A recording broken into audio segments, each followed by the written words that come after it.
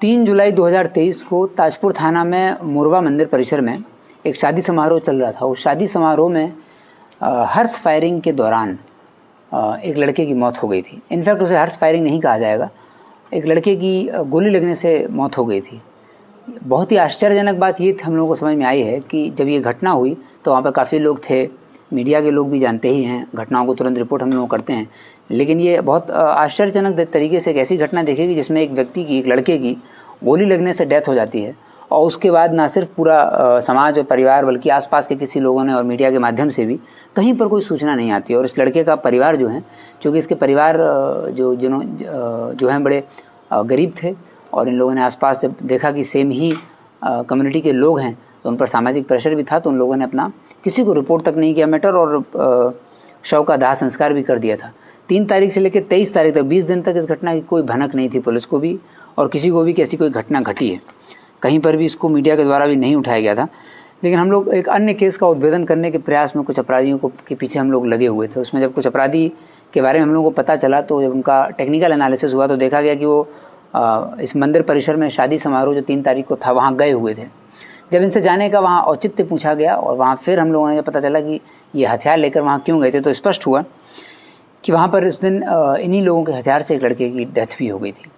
मृतक जो है वो प्रत्युष कुमार नाम का लड़का था और प्रत्युष कुमार नाम के लड़के की गोली लग के डेथ हो गई थी।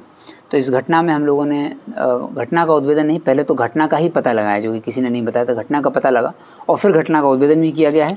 2 अपराधियों को इसमें गिरफ्तार किया गया है।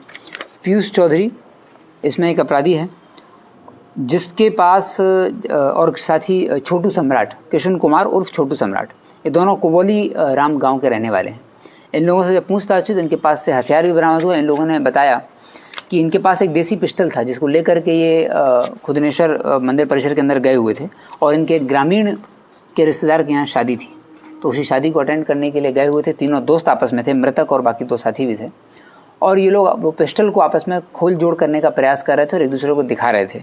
उसी क्रम में जब पिस्टल पीयूष चौधरी के पास थी तो पीयूष चौधरी ने उसको दे दिया था छोटू सम्राट को। छोटू सम्राट ने जब उसको लॉक अनलॉक किया तो उस क्रम में चूँकि लोग इतने ट्रेंड तो होते नहीं हैं तो पिस्टल जो है फायर हो गई और सीधे पीयूष चौधरी के प्रत्युष कुमार के पेट में लगी, जिससे प्रत्युष कुमार की डेथ हो गई। इनके शव का दाह संस्कार भी परिवार ने कर दिया था।